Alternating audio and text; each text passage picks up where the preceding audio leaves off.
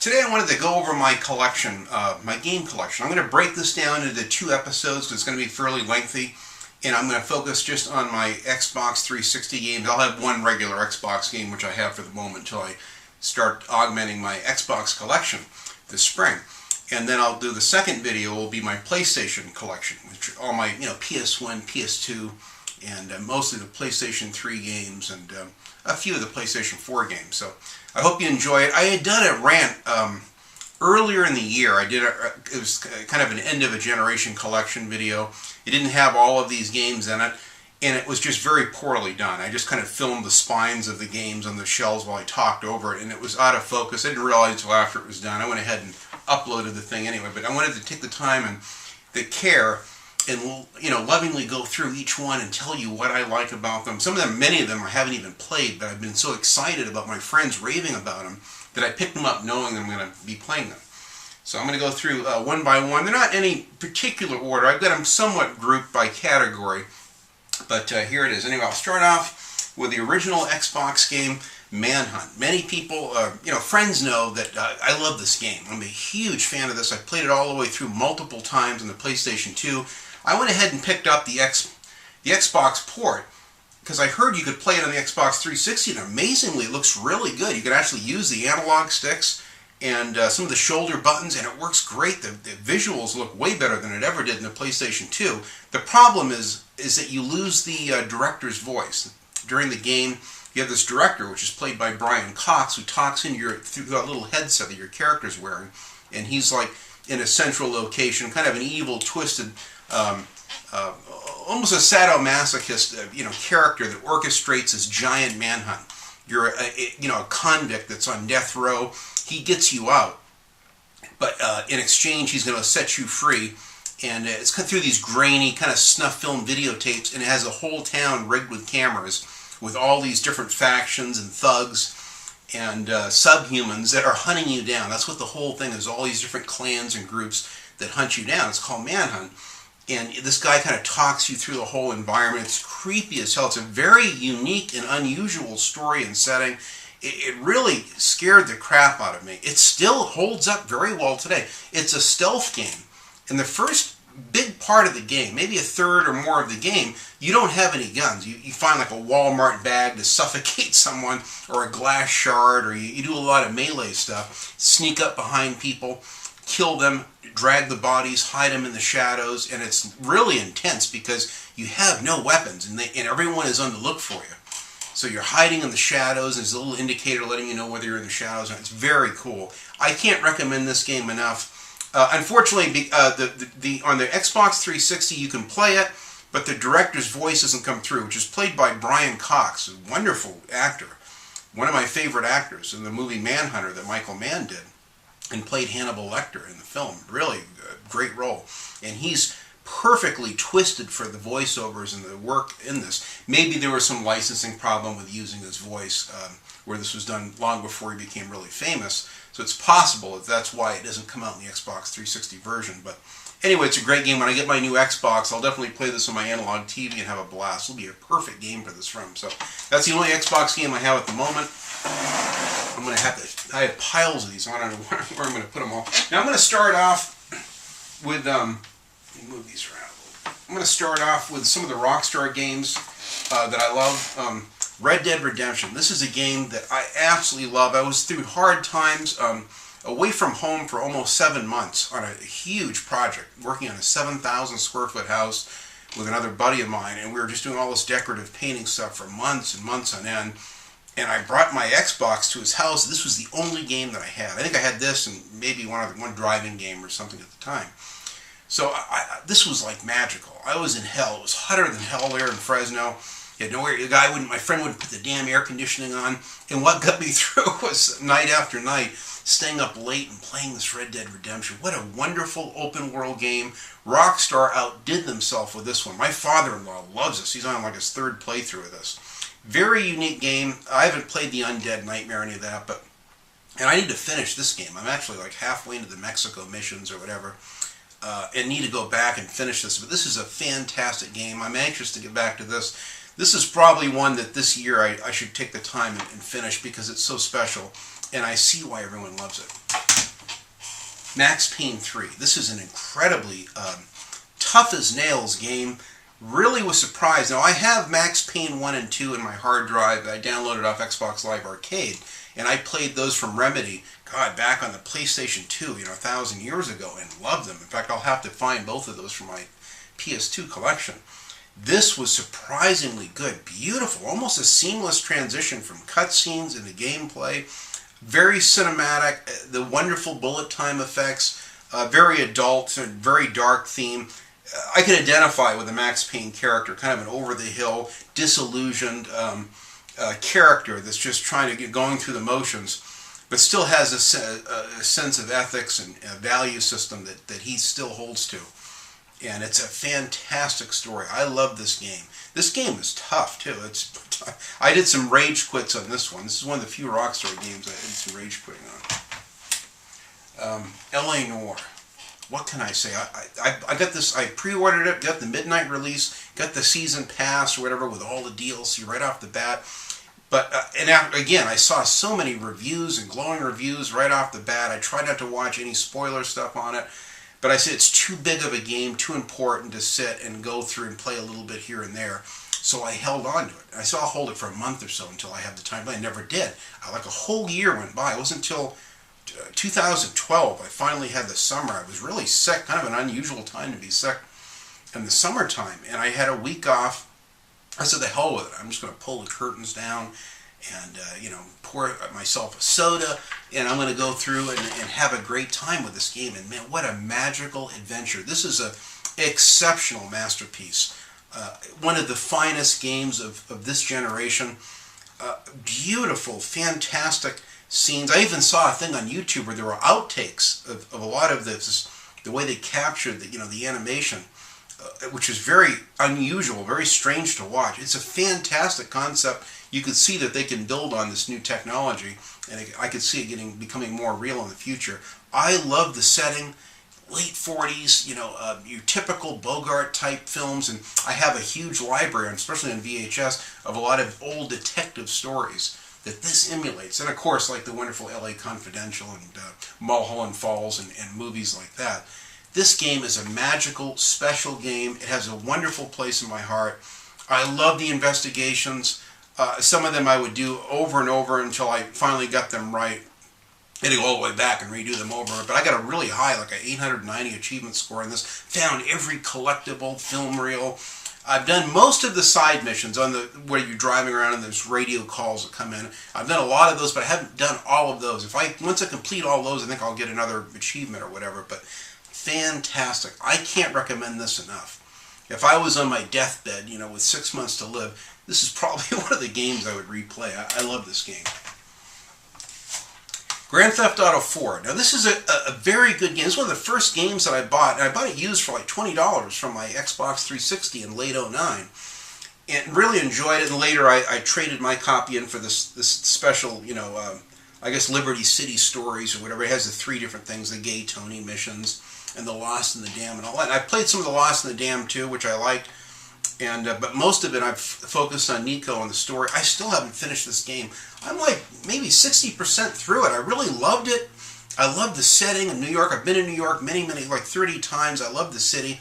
And I like how they kind of capture the New York vibe and all that, and how you slowly can unlock the cities and everything. But I didn't like being sidetracked with it. I have a hard time multitasking. The cell phone ringing, and okay, what now? I got to take him to play darts, and I better be on his good side in case I need him. So I felt like obligated to help everyone and date and do everything with all the side people. So I'm right in the middle of a mission, the damn cell phone constantly ringing. So I got frustrated with it. I'm at like a real big heist. I'm at this point where they're doing a big heist on the other island. And I think that's the part that I'm stuck on. Now, I need to go back and finish this. After spending over 100 hours in GTA 5, I'm actually looking forward to going back and finishing this. This is a great game, and I should finish it this year. No reason why I shouldn't finish it. Grand Theft Auto 5. I've done multiple videos on this. You can go back and see my 9 reasons why I think it's Game of the Year. It's a fun video. It shows a lot of my actual gameplay in it. And then I've done some other videos, a special unboxing. Went to midnight launch of this, and I filmed the drive there and waiting in line, talking the anticipation. That was a long midnight release, but I was obsessed with this. I love this game. This was my game of the year for 2013. The finest GTA game of all of them. And it's hard for anything to top GTA 3 and Vice City. Amazing game. I love this game. This is a steel box edition. I got a big, wonderful art book deal with it too and all that. It's fantastic. Those are my Rockstar games today. The wonderful game Crackdown. This is a game that I just looked at. I used to see this in the bargain bin and go, what an ugly box. What the hell is this? And I just, dismiss it. Well, Mark Bussler, I went through it. I was finally going through the first couple weeks that I went through his videos. And I went through lovingly through all of his videos. And I saw his review of this and laughed. I've watched that review, I bet, half a dozen times. It is so funny.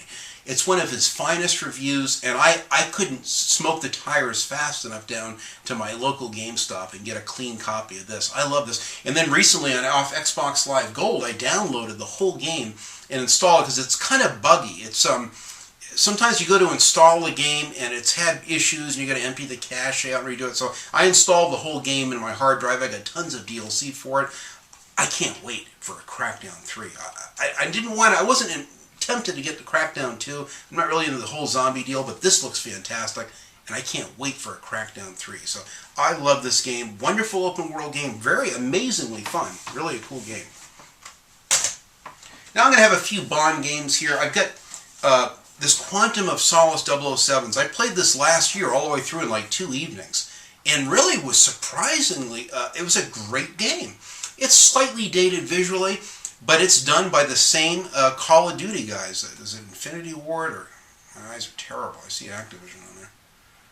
I don't know who did. I think it was Infinity Ward that did this. But it even looks like Call of Duty. Even the same letter style graphics, the menus, the way the weapons are. It's very... If you love Call of Duty and want to see something unusual in the kind of the vein of Call of Duty with some interesting stealth and elements to it, play this wonderful Quantum of Solace. You can get this thing for the cost of a hamburger. It's so cheap and amazingly good. In fact, I never even saw the Quantum of Solace movie. I waited until I saw the new Skyfall film, and then I'd never seen any of the Daniel Craig Bonds, so I went and rented all of them and watched them all the way through. Now I have them on Blu-ray and DVD, but I love the film, and I certainly love this game. Really good. Really surprised. Bloodstone 007, I've had friends of mine that have raved about this game. I honestly don't know anything about it. It looks really good. I think I saw Mark Bussler's review and maybe one other review on it. It looks really good. I think it's a third-person shooter, and I'm dying to play it. It's got the vehicle segments in it, kind of like they had on the... what the hell is it called? It's one of my favorite games, From Russia with Love. It has the same kind of vehicle driving and stuff with the Aston Martin and all that. I'm dying to play this. So I love the Bond games. I think a third-person shooter. Of course, the wonderful GoldenEye 007 Reloaded. Now, this has a special place for many of the people with the N64 who love the multiplayer and split screen with that. And I can see why if it's anything like this. This was quite removed from it, from what I understand. And then this is even more removed from the Wii version, as it's an HD remastered version. It has a lot of ways you can play the game. It has a single-player campaign, so you have these other MI6 missions or something which you can do are fantastic. Curacom, a great company which is sadly gone because of poor sales, and the next one I'm going to talk about. But wonderful graphics, a fantastic game. I even have the strategy guide for this. I love that game very much. And then I couldn't wait to play right afterwards. A wonderful 007 Legends. I think I just have the last mission, the Skyfall mission, to do on this. And this is an amazing game. I think it's very, very good. It's actually improved in multiple ways over GoldenEye Reloaded. There's a lot of RPG elements with the weapons, which they didn't have in GoldenEye Reloaded. They show blood in this one, which they didn't have in the GoldenEye Reloaded. It has all the Bond gadgets, the laser watch and laser pens, and lots of the spy gadgets, which they didn't have in GoldenEye Reloaded, but yet it got horrible reviews. And it's a brilliant concept. It uses the Daniel Craig character and the likeness of his voice. I think the voice was done by another actor, but it sounds just like him. I mean, I couldn't tell the difference until I saw a review on it later. And it is a different person. I didn't even know that. But great set-piece moments, all the authentic Bond music. They took one of each Bond film from a Roger Moore period, and a Sean Connery period, and a Timothy Dalton. They took like one of each Bond, but they used a Daniel Craig character, which is kind of odd. Obviously, it'd be hard to get Roger Moore's voice and to get all the coordinate, line the planets up and do it all the way I think it should have been done. But it's a great game. If you're a Bond fan, I mean a really diehard Bond fan, you've got to get this game. It's fantastic. I can't recommend it. Very vibrant, killer set pieces. The music alone gets me all worked up and brings the nostalgia back from the old days. I used to go and see every Bond film, especially the Roger Moore ones with my dad as a kid. And I think I saw maybe 2 of the Sean Connery ones at the films in the late 60s, early 70s as well. But a wonderful, wonderful game. Eurocom. Sad that they're gone now because the sales were so poor thanks to the wonderful negative reviews. I'll get into some other ones here. Okay, here we'll get into... this was the game that I went out and bought my Xbox 360 for. Wolfenstein from 2009. A fantastic fantasy hybrid FPS game where it's got conventional World War II weapons combined with like these Tesla guns and futuristic weapons. You had this thing called the Veil where you go through another dimension. The Nazis are trying to harness the power of the occult to turn the war in their favor. And you're B.J. Blazkowicz who goes in there. It took the old care. It's kind of a reboot, really, of the whole system. This is one of the best reboots I've ever seen of a franchise. I can't wait for the Wolfenstein New Order to come out. This game was worth the cost of my Xbox 360. I love this game. I can't recommend it enough. I actually found a brand new, I have it back over here, I've got a brand new copy. Oh, here it is right here. Which I'm going to, and I'll show this in my next collection video. I have a brand new PS3 copy, which I'm sending to Steve Benway. I watched his Wolfenstein, I think it was a 3DO. He did some gameplay of the old original Wolfenstein 3D game, which he loved and said how much he was surprised he liked it. So I'm going to send him this as a thank you for his wonderful shout out, and he's excited to have it. He's the type, we may not have the time to play. I said, look, if it just graces your shelves, I'll be delighted. You'll love it. If you have a few minutes someday down the road, you can put it in, try it out. I think you'd like it. But I can't recommend this one enough. Wolfenstein by Raven Software, one of my favorite developers who did an outstanding job. It's a shame that they're doing Call of Duty maps now. Right afterwards, they did this wonderful Singularity. Now, this is another one I'm still in. I need to finish this. This is fantastic. Another hybrid game, kind of like Wolfenstein. It has some kind of like, from what I've heard, some Bioshock type elements that you can move things and lift things and stuff. Kind of like Half-Life 2 also. You can go back in time to the 50s in Russia. You crash land in the secret island. It's an old Soviet thing. And the Soviets are working on developing this time machine or this giant time hole, a black hole or whatever. It's a singularity. It's some interesting phenomena that they've harnessed where they can go back in time or maybe go into the future or whatever. And that's what it's all about. It's going to this island, it's all devastated and wiped out, and there's all these weird flashbacks, and you're shifting from the 50s back to the present day with modern weapons and old weapons. And it's very creepy, atmospheric as hell. This is a brilliant masterpiece by Raven Software. Wonderful game. It got okay reviews. Unfortunately, what happened is that there was like no marketing. I didn't even see any ads for all. So I looked one day and Singularity, it was on the shelf, and then I looked back and said, oh, Raven Software. I went and took a chance on it. And then I looked and Mark Bussler had done a review of it. And once I watched Mark's review, that's when I played it. Fantastic game. Can't recommend it enough. FPS game. Very, very creepy. I thought I was going to have a coronary playing this game. I love it. Great sound design in that game, too. Quake 4. This is a brand new, not a used, but a brand new copy. They re-released it. It actually came with a nice Quake 4 poster, which I've got out in my garage. And they redid it. The frame rate is a little bit more stable in this version. It's supposedly better than the older original version. I don't know how or why, but it plays really good. It's a wonderful id Software game. Many people love Quake. I had played the older Quakes in the old days, and I love this one. It's really cool. The wonderful Doom 3 BFD edition from id Software. This, I had played and loved this on the Xbox. A friend of mine, helped lower my truck when I bought my new Dodge white truck. He came over, with a cigarette and a torch, and he helped me cut the springs on it, and we lowered it and aligned it and everything. And he had always wanted to play the game, and I still had back then my original Xbox, so I gave him my copy of Doom 3, and he loved it. I gave him that and a brand new Rammstein CD for helping me on the truck, plus some beer and stuff. But this was a wonderful game. The remake of this in HD, I think it's at like 60 frames a second too. They used the Rage game engine that they used for the game Rage, and it looks fantastic for an older, what could have been a very easily dated game. It looks amazingly good. Carmack actually did the demonstration with the Oculus Rift with this game, and you could see people jumping and moving their head around. They were like really freaked out. It's an intense game. Now they changed some things with a flashlight, and so, but there's different ways you can play it. But there's like multiple versions of the game within here. Wonderful, horrific game, very intense. It's so sad that we won't see another Doom or Doom 4. I hope that could change down the road, but I think it was put on the back burner and then shelved. Very, very unfortunate. I love id Software. Speaking of id Software, Rage, and I just talked about this in one of my recent little rants. I love this game. The Xbox 360 is the most stable version of the game. It plays and looks wonderful. I have all the DLC. I love the game. I'm near the very end of it, actually. And I've heard that it had a abrupt ending. I've actually watched some gameplay of the ending because I wanted to see why everyone had such an issue with it. It is a very abrupt ending, but it ties it up with a nice cutscene at the end that makes sense. I thought it was fine.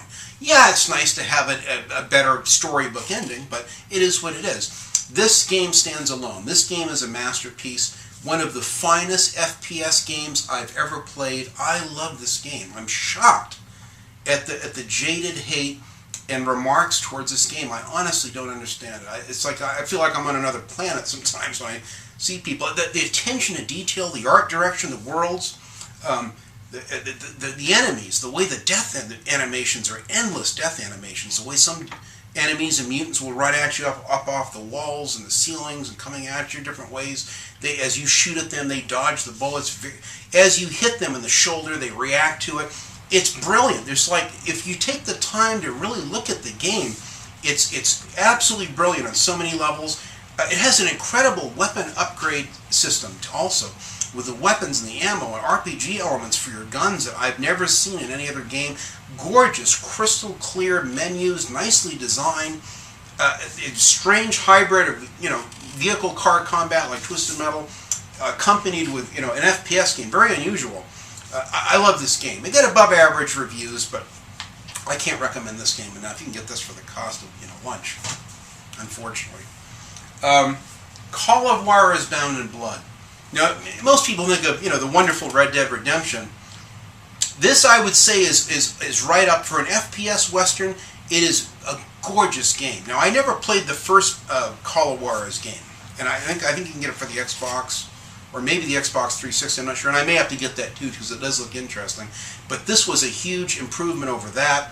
I also have the wonderful Call of Juarez Gunslinger, kind of in a theme of the Old West, but it's very arcadey, very different from this. This has some wonderful scenes of the two brothers in the Civil War in the beginning. So you're fighting in the Civil War, and then eventually you segue out west. Gorgeous FPS, action, a wonderful story. The game is pretty challenging too. It's a lot of fun. I can't recommend this enough. You want the Old West, and you can get it so damn cheap. I would highly recommend this Call of Juarez Bound in Blood. Great game. Now this game, I've been hated because I like this game. A lot of people have just attacked me for it, but this is a guilty pleasure. I think it's a very unusual and unique FPS game, Call of Juarez the Cartel. It's a current day FPS game. You can play as one of three characters. You have like a crooked, and then what's interesting is they're kind of anti-hero characters. You have like a crooked LA cop. Some of these people are on the take. You got like a DEA agent and an FBI agent. They're all forced to work together. There's a black fellow. There's a Mexican fellow, Eddie, you play as. I think he's a DEA. And then there's a FBI woman named Kim. She's a black woman. And each of these people you can play as has their own attributes. Kim's really good with like assault rifles, especially the sniper rifle. And each one has their own attributes, so that the aiming is a little better for that type of weapon. It's very unique. Eddie's really good with like twin Mat 10s or Uzis or whatever. It's awesome, epic. And then you have the old crusty white guy. That's the old kind of like his granddad was in the original Bound in Blood, and he's like the grandson or whatever. Kind of like a cowboy, the old cowboy that's in L.A. out of place and out of time and everything. It's really well done. Very interesting story. Multiple endings at the end. You decide how the game ends, and as you play different characters, it's cool. I mean, sometimes you'll be up. You'll be one character up on a hill sniping, and then if you play as one of the other characters in your second playthrough, you may be down in the valley, and that other character that you were playing before is up sniping. So it's really cool. Is that you play different characters, the game plays out differently. It's just unusual. It's in an urban setting, lots of gangs, street gangs in LA, the worst parts of South Central Los Angeles, and then it goes out into the Sierras and then down into the Old West by the Mexican border, and the tunnel going into the border. Very, very cool. This is one of my favorite FPS games of all time. It is one of the worst Metacritic ratings. There are a lot of political correct reasons, I think, why the game is unpopular. I can see why. And if you play the game, you'll understand that. It doesn't bother me at all, but some people are sensitive to that kind of thing. BioShock, the Rapture Edition. I've never played, believe it or not, BioShock 1 or 2. And I'm dying to play this. This is going to be another special thing I'm going to have to save for a time where I can play it all the way through. Because I played BioShock Infinite and loved it. And then I saw they had a special on this, BioShock 1 and 2, plus all the bonus content. Really cheap, like $29 or something. In a nice, handsome box. So I couldn't resist and bought it. I can't wait. All my friends, Dean, for the love of God, play BioShock. I got to play it. Now, I just went down for Thanksgiving. The day after Thanksgiving, I met with another YouTuber, Cameron from the Industrial Gamer. He's got a really nice YouTube channel. This kid plays tons of games, and he reviews everything in sight. I can't get to a fraction of the games he gets to. He's got a really high gamer score, too, but he loves this game. This is one of his favorite games of all time. He gave me his own personal Xbox 360 copy. I think he's got a PC version, and he's got a PlayStation 3 version as well. He loves this game. He's looking forward to the new one. He raved about it. It's a very wonderful, crisp, fresh art style to it. Lots of parkour, bright white settings. I love the graphics. I'm impressed visually with this game and can't wait to play it. It's an unusual FPS by DICE, who does the Battlefield games. Another game, I'll get a thumbs down for even showing this, but Duke Nukem Forever. I love this game. I'm an old Duke Nukem throwback from the old days. I've always loved the Duke. And I got the Balls of Steel edition that came in the box with all the playing cards and the dice. I got this little bust, and I even have a wonderful little Duke Nukem. I went to Toys R Us and got this wonderful little Duke Nukem statue. He's got a stogie in his hand, and he's got the Desert Eagle. And I'll put it back over here. I love my Duke Nukem. I love it. It's a throwback to another time. I was going to fall over. I got to position his legs, but great game. I even have the Doctor That Cloned Me DLC, which I haven't played yet. I love this game. It's amazingly challenging. It's kind of a return to the old circle strafing FPS action of the old days. All the famous Duke Nukem one-liners. Some jokes hit the mark right on, and some jokes are a little off. It's out of place today, much like I am. So, I have a special place for this. It could have been so much better on many levels, but the graphics are hit or miss. Sometimes they look amazingly good. Some of the effects and the depth of field and some of the parts visually of the game are very impressive. I've seen PC versions that look really good. And then other parts were just like kind of stale. They just lack color or need a little bit more detail. But it's a great game. It can be challenging too. It's tough. It's like I said, the old circle strafing FPS game. That's why I like it. But I love Duke Nukem Forever. I don't care what anybody says. I paid $130 for it, and I'd do it again. So, give me a thumbs down on that one. Bulletstorm Epic Edition. I pre-ordered this, and actually went to the midnight launch of this. I think it's made by the guys that did Gears of War, if I remember right. Or People Can Fly or something. But this is a very unusual FPS game. Another kind of a hybrid game. We have this whip thing. You can grab them and snap them up in the air, and then while they're up in the air, in slow motion, shoot them. Throw them into a cactus or barbed wire or something's really cool, or kick them or whatever. It's very cartoony, but a lot of fun. It's highly addictive. I love this. It's got some killer boss battles. The graphics. It's a wonderful Disneyland amusement park ride. The whole level design is over the top. If you never played this, do yourself a favor and get this. You can get it ridiculously cheap, and it's amazingly fun. That's one of the things I like about these Xbox 360 and PlayStation 3 games. You can get them so cheap now. Now, I don't know down the road if they're going to be worth a lot of money or not. I don't know. I got this enslaved for like $5 in perfect condition. I've seen great gameplay. I watched Jim Sterling did some wonderful gameplay of this. I was mesmerized by the vibrant colors and gorgeous platforming. I'm not real big on the hack and slash kind of, I guess the Devil May Cry type games. I just haven't tried them. Maybe I would like them if I gave them a chance. But this looks good. And it has a wonderful story to it, too. It's based on like a famous Japanese story or book or something. But I'm very excited to play this, as cheap as it is. So we've never been in a better time. I mean, I don't know if these games down the road are going to be worth anything. I mean, many of them you can get dirt cheap. But it's if you want to collect them, I'm not collecting them so that down the road I can sell them on eBay for big bucks. These are games that I actually like and that I want to play and that I want in my collection. Even the ones I haven't played yet, I got them because I seriously could see myself digging the game. Now, this Walking Dead came out, I think it was 2012 or 13, I can't remember now, but this is the episode, this is when finally all of the episodes came out in a box set. And I think they'll have a new one too. But this I'm dying to play. All my friends have raved and raved about this. In fact, this will be one of the games I'm going to have to add to my list of games to play this year. Actually, at the very end of this video, I'm going to show the games that I'm even taking some out of the categories and grouped them together. These are the games I'm committed to playing this year. This probably will be one of them. I'm going to set that aside because that's definitely one of the games I'm going to play. Now, get over here.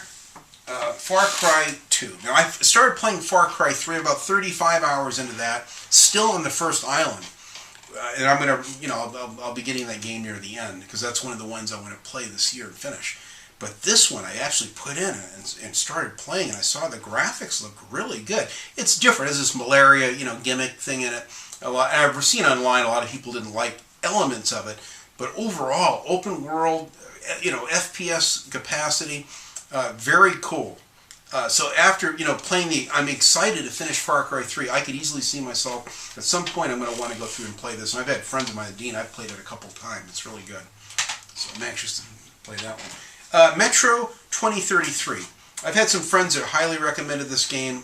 It was kind of hard to find initially when I was looking for it, but I have seen copies of it around. You can certainly get it online. This is, the graphics look really good. It's creepy as hell. The book, I guess, was a pretty popular, famous book that translated very well into a video game. And of course, I'm playing this new Metro, Last Light game, which is in my final list. And I'm blown away by that. I may have to go back and play this. And I guess how you decide to end the story, and this can carry over into the other game, which is interesting. So I feel I should technically play this first, but I want to get into Metro Last Light. I heard it does stand alone for the most part. Syndicate. Now this is a game I started playing last year. I've gotten several levels into it. I actually recorded a bunch of gameplay. I was going to do a review of it, and then I got sidetracked with another 3 new games and got onto those. But this is very, very stylish. This cyberpunk feel to it. Very cool. I love the style of this, and it's Starbreeze Studios, one of my favorite studios. I love these guys. I have another game I'm going to talk about next that'll be coming up from Starbreeze as well. This is very, very cool. A very cool FPS with some very unusual new wrinkles to the FPS game. It's very, very cool. Epic set-piece moments, and the boss battles I've heard can be a little tedious and trying, but it looks really good. I can't recommend this one enough. I'm enjoying this. I've got to finish this. I'm going to add this to my list of games to finish this year too, because I forgot how good that was. Now, the wonderful The Chronicles of Riddick: Assault on Dark Athena, and it also comes with which I played on the Xbox, the Escape from Butcher Bay, which was one of the best Xbox games ever made, I think, in my opinion. When I go on my hunt for regular Xbox games, I'm going to be, you better believe I'm going to be finding and re-getting the Chronicles of Riddick: Escape from Butcher Bay. But they redid the HD version of the Escape from Butcher Bay, and it looks way better than it ever did. I've seen go online, look at some YouTube comparisons of the old one versus this new HD edition. I'd pay $100 for this game. This is an incredible game. I love the game. It's an unusual stealth FPS, which you don't see too often. And the movies, the first Pitch Black movie was really good. I liked it. I haven't seen this new Riddick film. And the Chronicles of Riddick movie was okay. It was interesting. Kind of like, Dune. It had some interesting, I love worlds and science fiction and all that. So I went ahead, I have all the films in my collection, except for the recent one. But this is really good. I've seen some reviews of the Assault on Dark Athena, Has some unusual gameplay as well, but Starbreeze Studios is one of my favorite studios. Many of their development group from this have left, and they went on to do this new Machine Games, and are doing the new Wolfenstein: The New Order, which I'm highly anticipating. I can't wait for that one. Aliens Colonial Marines. I actually got the box set. I have this wonderful little statue that I got, and it just came with it. I would pay it all over again.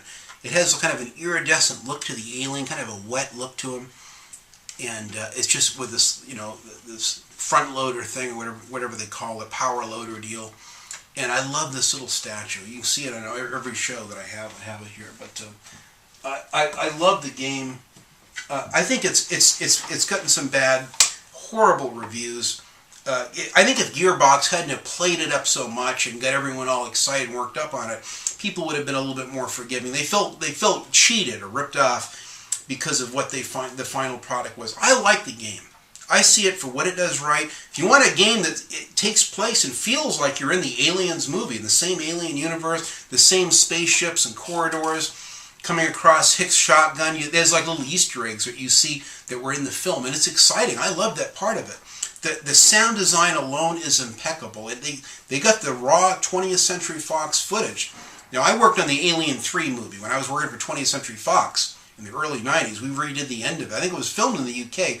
The end of it had some problems. They showed an initial showing, and the heads decided that we got to redo the ending. So we reshot the ending at our 20th Century Fox studios. It's just outside of Culver City in West Los Angeles. And I was there at the time. I didn't work on those sets. I was doing other set painting for 20th Century Fox. But I got my friends were in there. I said, Dean, want to come and check out the new set? So when I went to the movies to see Alien 3, I really liked it because we worked on it. My buds did. So it was a big treat that I got to see the actual sets. And I remember some of my friends I had to run down with them. We went down to a local scuba dive shop. They had to get this stuff to put on the mask to keep it from getting fogged up or something for the last scene. So it was really interesting. I had good memories of Alien 3, but I love this movie, or the movie and the game. I had the special director's cut film of it as well. It does a lot of things right. If you're a real, true Aliens fan, I think you'll like it. Put your expectations, park them at the door, and enjoy it for what it is. And I've had friends that have told me that the DLC, Stasis Interrupted or whatever, which I have downloaded, my 360, is even better story-wise than this one. So I'm anxious to play that. I love this game. I don't care what anybody says. Walking Dead, here's another game that got shot down right following it. The Walking Dead Survival Instinct. A fantastic game. If you love the TV show, it actually has the Daryl and Meryl character in their voices and likenesses. It's very interesting. Kind of shows what happened before the TV show started. How he was looking for his brother and all that. It's very interesting. Kind of a prequel story. It has some static, it's kind of stale graphics and what have you. Wonderful stealth, very interesting concepts. And you work your way from one town all the way to Atlanta. And you have to pick the back roads, the highways. You have like 3 different ways you can go from town to town. One way, there's a bit greater chance of breaking down along the way, stuff like that. So I love these really cool RPG elements. You find people hidden in rooftops and side cells and jails and what have you. And you can help those people. You can take them with you or leave them behind. You can carry more and more people as you commandeer, bigger vehicles with more doors. And then they can help you when you get to different towns, look for gas. And it's just got some great concepts. It was lost, went over the heads of a lot of people. I love this game. I've had to stop playing because it terrified me. I was going to have a psychotic break playing the game. It's that good. I recommend you get a dirt sheet too. I got the DLC for that too. It came with it for pre-ordering. Dead Island. Now this game has been loved and hated. Initially I played it. My nephew came over. We were both getting into it all night, having a blast with it. And he wanted to take it home and play it. I go, oh, go ahead. I even gave him the strategy guide to go with. He took it home. He's put 80 hours or some insane amount of hours. And I don't know, it was right near the end of the game. And he didn't, because he doesn't have Xbox Live, he had a save file corruption, lost all of his progress, and he was devastated. I mean, that's it. I think if you have more than 109 items in your inventory, something would happen in the game, it would lock up, and that's what happened. He collected too much, and he was doing every bit of side content. So he gave it back to me, And he goes, Uncle Dean, I don't know what to do. I can't. I said, well, you didn't get the patch that took care of the 32 or 33 day one problems with the game. This is why it happens when they rush the games out, unfortunately. But it still is very unique. Unfortunately, the single player is rough. It's tough to play. It's really hard. It's tougher than a cheap steak. You really need to play it in co-op. I watched all of Phil at DSP's entire playthrough of this, which was in hours. I mean, it took me like a week to watch it all in co-op with 4 people. And that was fun. I can see it would be a blast in co-op. Now, I have Left 4 Dead 1 and 2. They're both great games. They're technically co-op games as well, but these you can play in single player, and they actually are quite fun. They're very intense too. This is like a very high-speed adrenaline rush. But what I like about this is lots of, unlike Dead Island, where there's not that much ammo or guns. The guns are kind of ineffective in Dead Island, but they work really good in Left 4 Dead. And they get in this thousands of rounds of ammo everywhere. You can just go nuts, spraying Uzis and shotguns to the face and stuff. I love that. These games are fantastic. I haven't played the second one yet. Or no, I'm sorry. I played like one level, a carnival level. There was one level that I went and tried. But I've done all the levels in this Left 4 Dead. I love this game. Fantastic game. Can't recommend them enough. If you love zombies, it was one of the first really good zombie FPS games that worked well. After Land of the Dead, Road to Fiddler's Green, which is why I bought my original Xbox. And you better believe I'll be getting that for my regular Xbox collection soon. Now, I also have the Fear series. Here's the first one. This is the only one that I've played so far. I'm still into it. Very, very cool, very creepy, atmospheric, and kind of a tough game, challenging. And then I also have, which I haven't played, I got Fear 2, Project Origin, which some people like as well. Mark Bussler liked Fear 2 even better than Fear 1. It has even better graphics and sound design. Fear 3, I guess, was a mixed bag by some, but they're very gory games. I like the gore factor in it. That I liked. And then there's some people that like the multiplayer elements. And this you can play as like 2 different brothers, like 2 ways to play this one. But I am dying to play a unique FPS experience, Fear 1, 2, and 3. So I don't know too much about those, but I'm anxious to play those at some point. Now I'll get into some driving games. Just take a break from all this shooting, or some other games that are unrelated to shooting games. Let me try and get a drink. Stoke the Big Air Edition. This is one of the first games I bought for my Xbox 360. This is, I think, the finest snowboarding game made. I haven't tried the Shaun White one, which does look pretty good. I played all the cool borders, 1, 2, and 3 on my PlayStation 1. This is fantastic.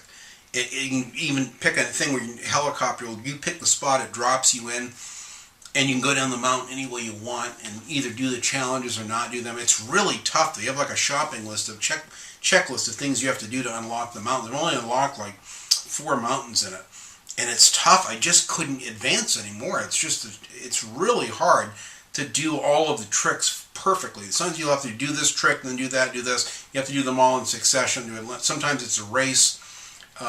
Different checkpoints, different ways to play it. I just keep playing the same 4 mountains over and over. A wonderful game. When you launch off a cliff, you feel a sensation of getting the massive air. They nail that right with the sound effects of the wind. Hear the wind howling, hear the eagles screaming up as you're really high in the sky. It's very cool. You really get the sensation of those big launches off cliffs. And the fact that you can explore and go any way you want down the mountain is very cool. I love this game. Highly recommend Stoke. You get it dirt cheap. I have a couple flying games. One of them is Ace Combat Assault Horizon. Now, I had played a lot of the Ace Combat games for the PlayStation 2, but this looks really good. Mark Bussler just recently did a review of this, which was really good. It's action-packed. It's kind of a deviates from the original formula of Ace Combat, but it's a great game. Up close and personal dogfights, really good footage. It looks very realistic. It has supposedly a pretty good story, and there's also helicopter segments in there as well. So that's what I'm going to get to. I just haven't got to it.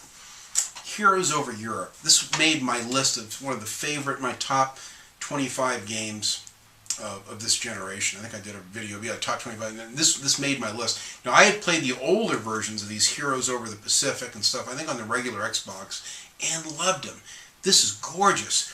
over London with the barrage balloons at night with flak coming up at you. It's huge, epic set piece moments. And there's other wonderful flying games that have been out since this that maybe look slightly more realistic with the graphics. But this is a perfect, kind of like Forza Horizon. It's kind of an arcade sim. Very kind of a good blend of the two. And great graphics. I love this. Watch some reviews of this sometime. It's really good. Now, I'll actually get into the driving games. One of the first ones that I got, which had been out for quite a while for the Xbox 360, back in '09, is I bought this Full Auto. And I love it. I still love it today. It's a great game. It's kind of a first-person... you're kind of in the cockpit view, which is nice. I think there's multiple views in it. But it's kind of like a Twisted Metal from a first-person perspective. And then there's a second one, which is, I think it's just an exclusive for the PlayStation 3, which I'll have to get as well. I just haven't got it yet. But I really like this game. It's very dated looking back. It's kind of arcadey in a way, but still a lot of fun. I'd highly recommend this. You can get it dirt cheap as well. Burnout Paradise. Many of you love the same game, and it's a lot of fun. I really like this Burnout Paradise quite a bit. The wrecks are just excruciating to watch. I mean, you really feel the carnage as it shows the slow motion of the car flipping end over end and the metal parts falling out as it implodes or caves into a concrete bridge abutment or something. I mean, you really feel it. It's hardcore. I love the jumps. It's one of the best. None of the Need for Speed games that Criterion has done, I think, can come close to the high-speed fluidity of this game. This game really did it right. The size, scale of the cars on the screen that you can see, the high speed, the turbo boost, it's never been duplicated as good as it is in this game. The Most Wanted and the other ones, they can't light a candle to this. Why they don't make a Burnout Paradise 2, I have the Big Island DLC and all the deals, the car packs, everything. I got a Small Fortune DLC for this, and it's worth every penny. I can't recommend this enough. I played this online. I have some friends of mine that live a little over a mile away. We play this online once in a while and have a lot of fun. It's one of the only driving games they like to play, and I like playing it with them. Midnight Club, the LA Complete Edition, one of the another Rockstar game. I wasn't include this with my Rockstar games, but this is a masterpiece. They captured LA. I mean, they literally. I mean, you feel like you're at interchanges on the LA freeways or down Sunset Boulevard or in Santa Monica. It's captured very, very well. That's why it's kind of nice to see GTA 5. They kind of expanded on that and went a step further, make it even more realistic and epic size-wise. Very, very cool. I have like a 78 Trans Am in here, and they have one of the best views behind with the steering with your hands on the wheel, looking at the dash lit up at night. It's so epic. This game is brutal. You can fix your car up super to make it faster and faster. Eventually you have a blower coming out of the hood. When you're driving, you can see the blower. It's just awesome. Driving down the LA freeways and passing cars at high speed is so cool. Highly recommend this. One of the finest driving games ever made. Very fun. I love this game on so many different levels. Forza 4. A lot of people love this. I've got a pretty decent achievement score on it. It's never ending, kind of like, the Gran Turismo 5 and 6. Like, I don't know if I could ever finish the game. There's just so many races. It's endless. But I've got a lot of my favorite cars set up. It's got a photorealism segments where you can look around the car and stuff. It's just beautifully done. And what's nice is it doesn't have the Drivatar thing in it like they have in the new one. So the new 5 looks beautiful graphic-wise. And I validate why my friends like it, but I love this. And I have a small fortune in DLC for this. I had multiple season passes, and just tons of DLC packs. There's probably still a few cars that I don't have, but I've got most of them. Forza Horizon. This is my driving racing game of all time. You can see I did a pretty lengthy 30-minute review of this early on. It's actually kind of a fun review to watch if you get the time to watch it. And it's got my actual gameplay of me racing. I even have one of the cars that has my Dean's Cool Cars DKK Racing logos I made. You can actually put them on the car. You can customize the cars just like you can in Forza 4. It's very cool. And modify them and dial them in and put on real rims from BBS wheels, different OZ rims, stuff like that. It's very, very cool. I love this game. You have to watch my review of it. I can't rave enough about it. It's the finest driving game ever made. Open world. You can challenge people, not challenge them. Beautiful the sun going down, nighttime driving. It's just incredible. Need for Speed Most Wanted is my least favorite game. I like the graphics in it and the cars. I have some DLC packs for this too, or the Hollywood movie pack cars or something. But very disappointing. It's very challenging. Just lots of things. The roads were narrow, lots of stuff in the way. You keep hitting things constantly. I didn't like the fact you couldn't even decide what color car you want, stuff like that. But it is a great game. It has some great graphics. It does have like one of the newer Vet, or the Vet that came out that year, which I really like. Was my favorite car in the game. And it has beautiful graphics, and music is okay. It's not bad. I just didn't like it compared to, like, some of the other ones. Now, this is my favorite Need for Speed game. And this is another, I get a lot of flack for this.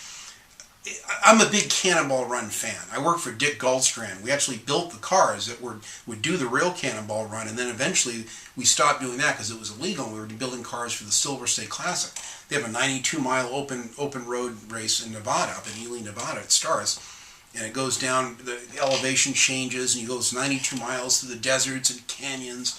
And I got to drive a 219-mile-per-hour Corvette in that race. So I'm a real big Cannonball Run fan. I have the Gumball Rally, the Cannonball Run movie, all this. Anything that relates to cross-country races, I'm real big on. So I was all over this game. And the game, actually, it's almost a perfect blend of the Need for Speed Shift with a real realistic handling, combined with the typical Hot Pursuit type arcade-style drifting and stuff. It's like a perfect sim arcade-style handling.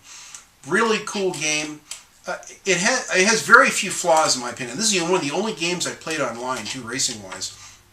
I love the game. I think it's in my guilty pleasures, I think. I don't think I actually did a review of this, but I would like to at some point. I got a really high achievement score on this, too. I've replayed it on the hard level all the way through. A fantastic game. I can't recommend this one enough. It's amazingly good. You really get the sensation of leaving San Francisco and going through the Golden Hills of California into Yosemite. You work your segue across the country through Las Vegas with the sand blowing over the road. The whole deal is so cool. And then eventually into New York City. Really cool. Hot Pursuit, a wonderful game. Now I'm going to get the new 320 gigabyte hard drive, which comes with this already installed in it. I have all the Porsche packs and Lamborghini packs, all the car packs. This is a really tough. It has, unfortunately, the worst rubber band AI I've ever seen. This and Most Wanted, actually. But still a wonderful game. Great graphics. Criterion did a wonderful job on this. I love this game. Need for Speed Shift 1 and 2. Oh, they're very similar. Some of the same tracks and even cars.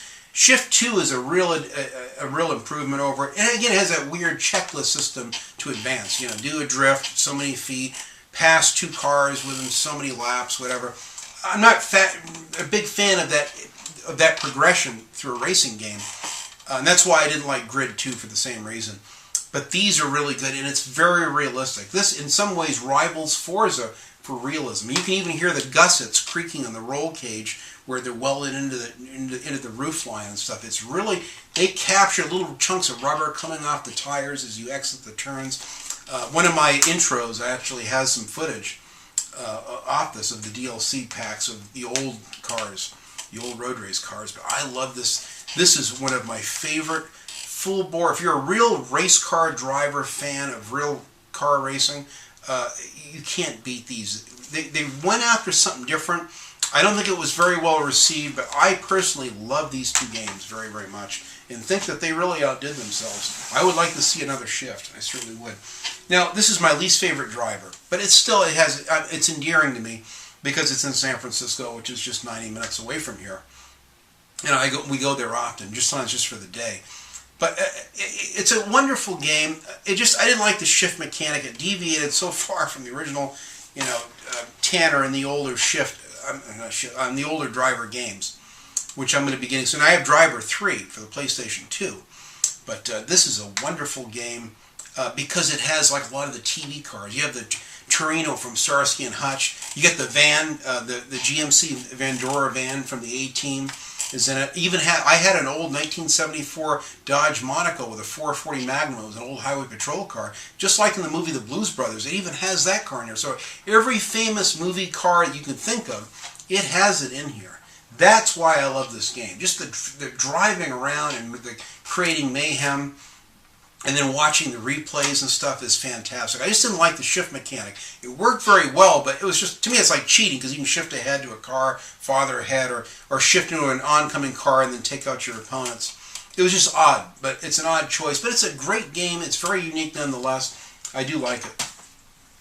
Now, I have all 3 Dirts, Dirt 1, 2, and 3. The first one I've only played a little bit of, and the graphics are good. The car is actually a little bit larger on the screen if you look behind the view of behind the car, but it's very good. But Shift 2 is one of the finest racing games I've ever played. It even has a version of my 2008 Dodge Hemi Ram truck and an off-road stadium truck in this game, and it even sounds like it. It's really awesome. So I love this game. The rally racing in this is off the hook. This game gets it on. I love this game. The replays are awesome. I have played this over and over and over. Beautiful menus, wonderful graphics. Highly recommend this. Not everyone likes, off-road type racing. This does it right. Dirt 3 does a lot of it right, but they didn't have as many stadium trucks at all. They just had like a couple Toyota trucks. They got rid of all the other killer stadium trucks they had in Dirt 2. And they had this Gymkhana thing, which just destroyed the game for me. I do okay with the Gymkhana events, but to advance, you have to do very good, or it won't let you open up all the tracks, which irritates me to no end. But wonderful rally racing that's just even better in some points from some of the off-road rally tracks on Dirt 2. I really like Dirt 3. Great graphics. The rally events are nice, and the Group B cars in particular are just insane. It's a great game. I got to get back into the damn Gymkhana things, which I'm not a big fan of. And I'll get back into some third-person shooters. Spec Ops: The Line. A fantastic game. A very hardcore story that'll really, it gets inside your head and it doesn't let go. I couldn't get this out of my head for days, maybe weeks even. It's a brilliant, you could almost make a movie of this. It's so good, the story and the characters. I can't recommend this enough. I stumbled on someone's review of this. Wasn't the least bit interested. Spec Ops, I've seen their games, yeah, whatever. I saw a couple glowing reviews of people just raving about this game, and I went out and bought it, and my mouth was hanging open. Very, very good. Very unique story, a very strange setting, and a very dark. It'll get inside your head. It's kind of based on the Apocalypse Now, Heart of Darkness story. That's what I like about the game. Very cool. Now, I have Kane and Lynch, actually 1 and 2. Now, Kane and Lynch 1 I just bought last year, and I started to play it and really loved the heist and stuff. Man, they got that like the Heat movie. They got it down really good in this. That's all I really know about the game. This is very controversial. Jeff Gertzman got the axe at GameSpot because of his review of this game. And that was back where people were a little bit more, if you were overly critical of the game, there was a price to pay for it. Now it's like it's encouraged to be overly critical, but Jeff didn't like it. I understand where he's coming from, but I love the game. And I think it's got some clunky controls to it, but so far I'm really digging it. This one I loved. I burned through this in 2 nights and then replayed it again. I love this game. I got a pretty decent achievement score on it. They have a camera setting where you shut off the shaky camera, the handy cam thing, which made it a little bit more stable as you're running from area to area. That helped a little bit. But they try to get that grainy, overexposed lighting and everything. It's got some weird lighting effects and stuff. It captures the realism in a third-person shooter. It gets a little repetitive, like any game does. But near the end, it was almost a grind. Kind of like Max Payne 3 was kind of a grind near the end, too. But a great game. Not incredibly long.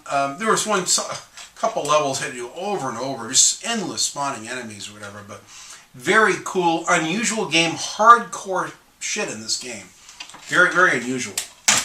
I don't know. I've heard they might even make a movie out of it. I don't know. I'd like to actually see them do another one. Stranglehold. My God. I got this a year, maybe 2 years ago. I had some friends that said, Dean, you've never played Stranglehold? Because I love martial arts. And you can see I have a long, like a half an hour, or maybe longer review of this. I love this game. You can go back and see my review of it. My delight is I discovered it. Just now I'm discovering this. I got the game so cheap, too. And then I went out and bought a bunch of these these Chow Fat movies and watched them right afterwards. I was so excited about it. It's so cool. This game is magical. It does so many things right.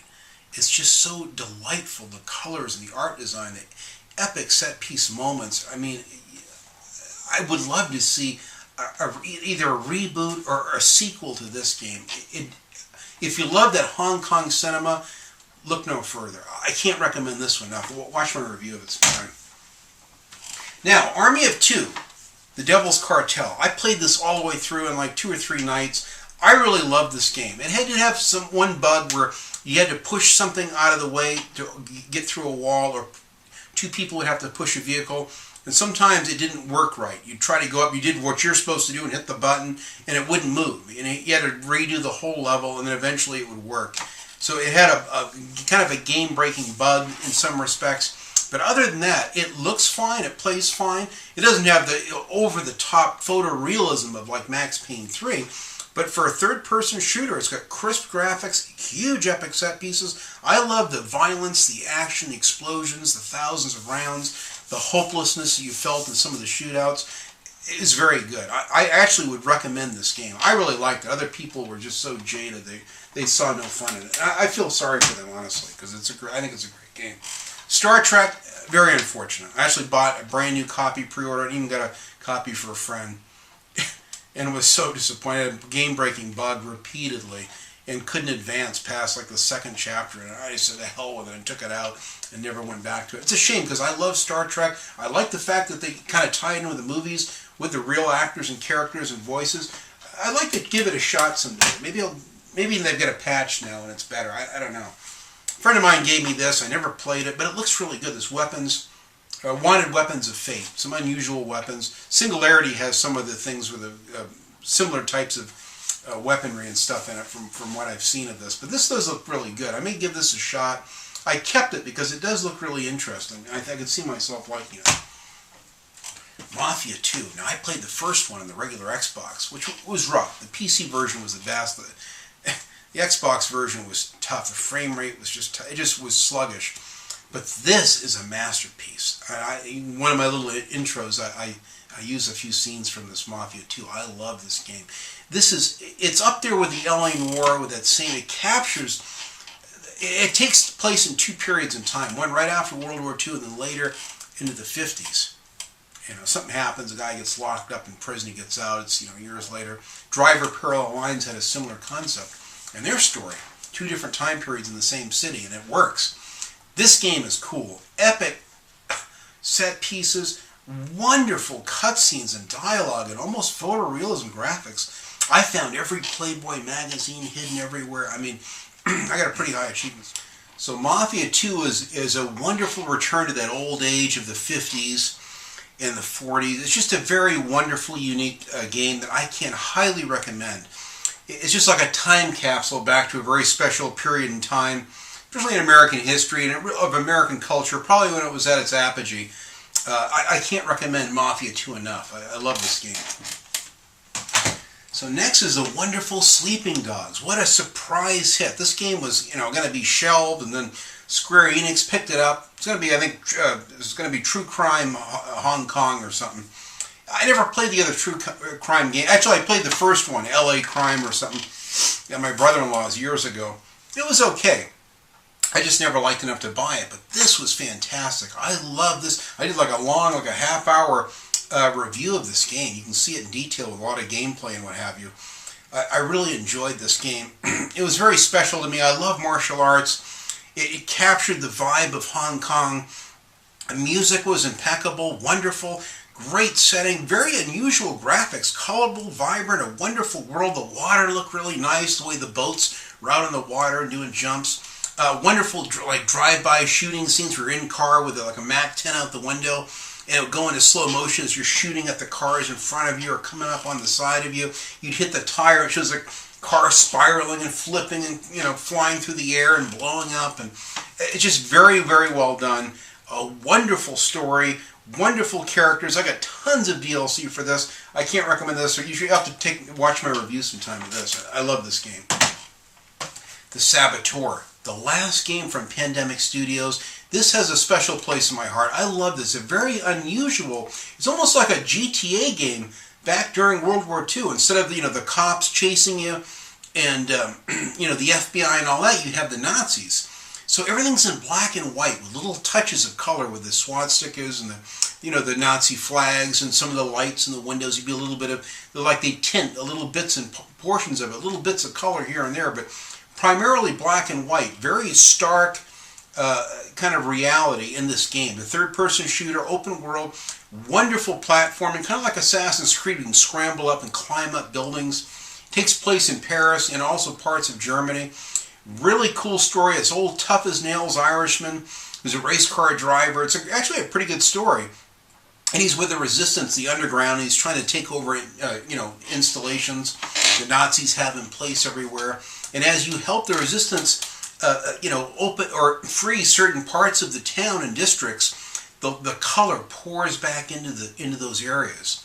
And it's very atmospheric, very, very cool. I love this game. It's very unique. It's a tragedy that we don't have Pandemic Studios anymore. Unfortunately, this game didn't sell very well. It didn't do real well, but it's very well done. Great animations in it. A lot of nudity in it too. Brothels and all these, strippers and what have you. But back during Paris at that time, wonderful music in it that fits the period. When the Nazis come after you, eventually, it gets almost like you get more stars in GTA. It gets heavier and heavier, the alarms that you get. And you have these blimps, Nazi blimps hunting you down. It's very intense. Beautiful coastal areas and scenes, and the heart of Paris. You actually climb the Eiffel Tower. It's just amazing. You have to play this game. You can get it dirt cheap too. The Saboteur, wonderful game. Just Cause 2. What a fantastic game. I love this thing to death. I have put in, 60 to 80 hours, at least, if not 100 hours in this game. I haven't even finished the missions, but I just have so much fun with exploration. There was a couple nights I would just get drunk and play this and have a blast. I remember one night I was just laughing my ass off. My wife goes, what's so fun? What's going on? I said, I'm just having a good time. And this game is a blast. It's almost a return to those old 80s action films. And you just, steal a jet, you can rip the guy out of the cockpit and take off with it. You can use this grappling hook gimmick in the game, almost like Spider-Man. You see something and it latches onto it and it immediately pulls you right up to wherever that ledge is, or that tree or that point is. It's fantastic. See a helicopter flying above you, shooting at you. You can latch onto that, zoom up, rip the guy out of the cockpit, commandeer the helicopter and take off. It's over the top. I never played the first one, but I love this game. This is a gem for a sandbox game. I've had an absolute blast finding ways to infiltrate. You can kind of go like Crackdown. You can go about any way you want and infiltrate, the enemy installations and come up with your own strategy to infiltrate. And it's just insane. Wonderful explosions, over-the-top shooting and action. A great game. I really enjoyed this one quite a bit. Very atmospheric too. Really cool. Okay, now we'll get into one of my very favorite games, maybe one of my top games of this last generation, is the wonderful Sniper Elite V2. I have the original Sniper Elite for the PlayStation as well, for the PS2, but this is fantastic. Wonderful death cam animations where it shows in slow motion the bullet as you're up in a bell tower or something, you shoot, and the camera follows the bullet traversing the courtyards or the big epic areas. And then all of a sudden it hits the person, it zooms in, shows like an x-ray vision of whatever parts of that body, whether it's the head or the organs or whatever, shows a bullet penetrating the bones or skull, brain matter, testicles, intestines, everything. It's intense. It never gets old, the death cam. And what the beauty is it's an epic stealth game because you're one guy. You have no other troops, no one around you, so you really feel alone behind enemy lines. And it's just fantastic the way that you can approach the targets. You can sneak in and set up trip mines so that you can plan your exit strategy. If you get spotted and the alarm's off, it's a shoot fest. And it's almost impossible to get away, so you have to use stealth. But when you finally pull off the assassinations and you pull off what you need to do with this game, you really feel accomplished. This game is awesome. I had already bought all the DLC for it and played it, but I just bought this special Silver Star Edition because I could. I figured it'll have all the patches and all the DLC, and that way it's just, I'll have this forever to play. I bought a brand new backup Xbox 360, which I haven't even used yet. Once I install that 320 gig hard drive, this will have a permanent home in there, and I will play this repeatedly. I love this, and I can't wait for the next one. I think it takes place in Africa. That's a Sniper Elite V3, I think, or the third one. It's going to take place in probably Tobruk and a lot of those African coastal areas against Rommel and his tank forces and stuff. And it looks epic as well. And I think it'll be a next-gen seller, so I'm very excited about getting that. If it comes out this year, I'll definitely pre-order that. Okay, next I have, kind of in theme with that, now this one I haven't played, and that's Sniper Ghost Warrior. Actually, I bought Sniper Ghost Warrior 2 and started playing it. And this is a wonderful FPS sniping game, really tough. You have to be real careful. They spot you in this game and it's over. It's intense, lush graphics. I don't know if it had the CryEngine 3 game engine in this, which looks pretty good. It's not bad. I really like the graphics in this. This is an exceptional sniping experience. I can't wait to play it. I was having so much fun. I went back the next day to my GameStop and got an original Sniper Ghost Warrior just because I could. I stayed away from this game because it got horrible reviews, but now I'm wondering how bad the game really is. So I went ahead and bought both of these. I would recommend them. I haven't played too far into Sniper Elite 2. I haven't played any of this one, but if you want a really intense first-person shooting, sniping experience, you can't go wrong with these. I'm impressed so far. Okay, now this is a horrible game, but it's a guilty pleasure. I think I had this in my guilty pleasures, Soldier of Fortune Payback. I expect that the new Rambo game will be along the lines of this will be coming out. This is over the top. God, I bought this for like $4 or $5.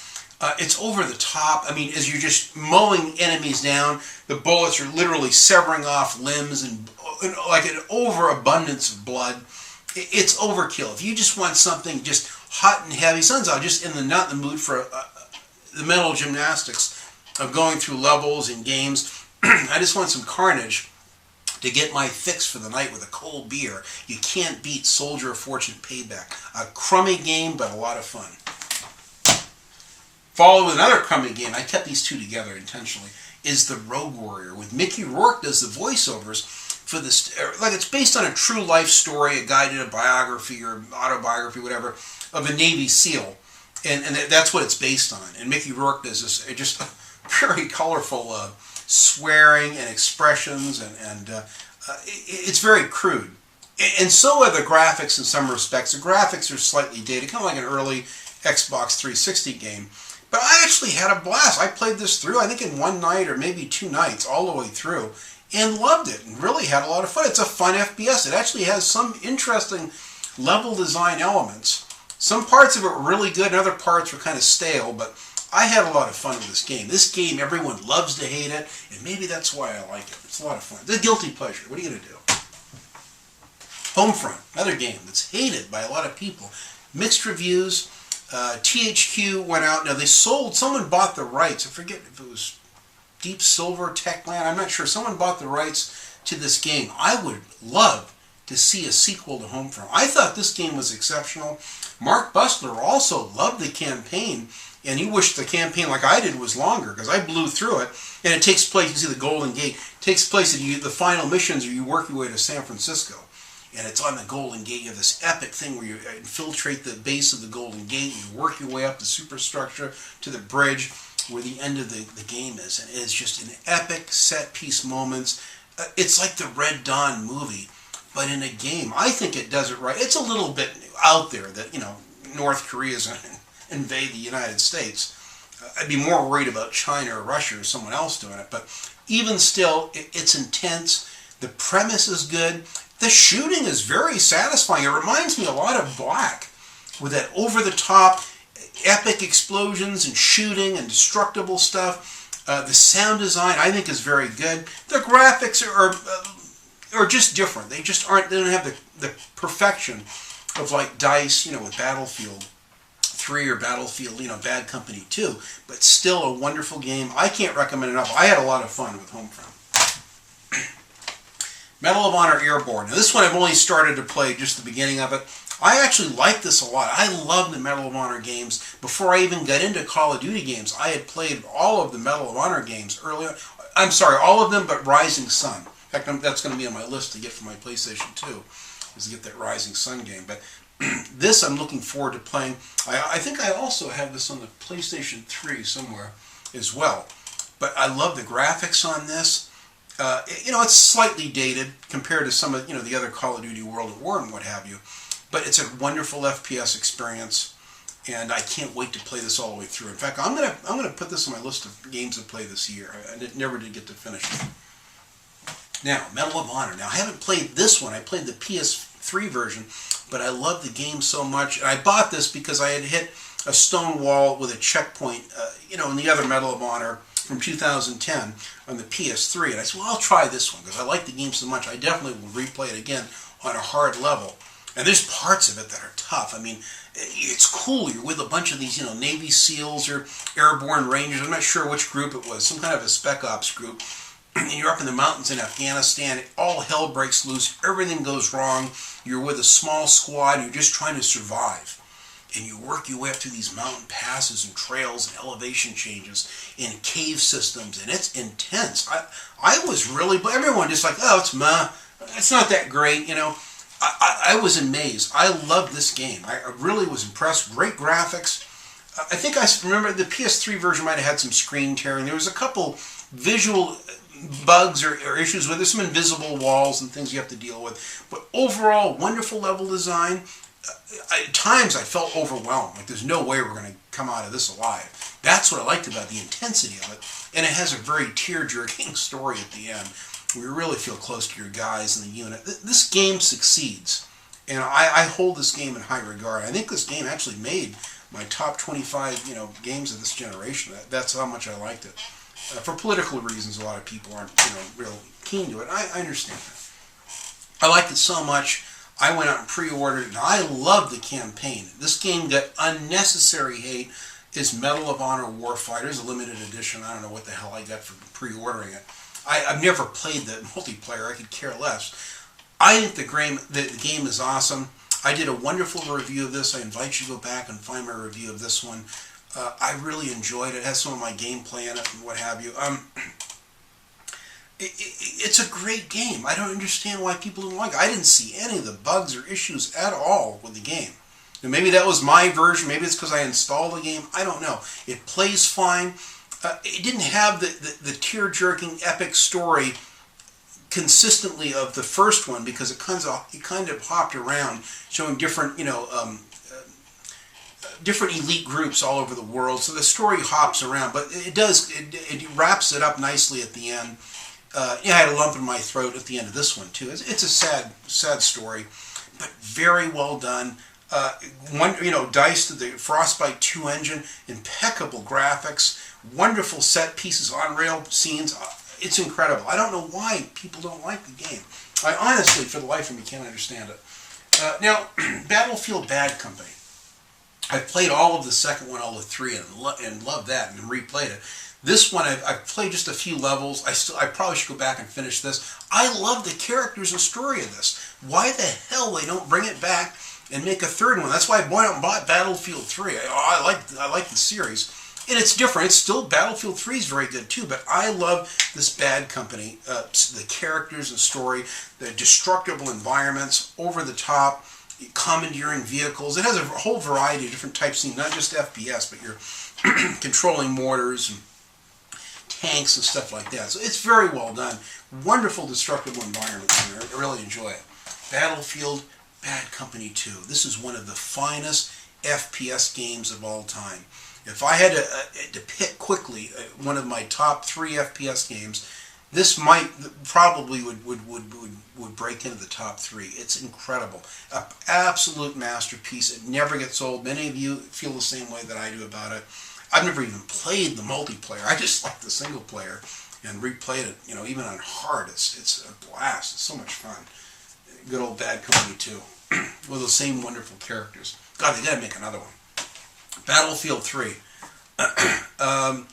I think I'm near the end, 2/3 of the way through this. I'm almost done with it. I should just finish. I'll put this on my list to finish too. I gotta finish this. In fact, I've enjoyed the fourth one so much. I'm dying to go back and finish this. I really like the campaign in this. Yeah, the characters you can't identify with as much. You don't feel emotionally attached to them like you did in the Bad Company 1 and 2. But I really like this game. It has some beautiful graphics. Again, that Frostbite engine.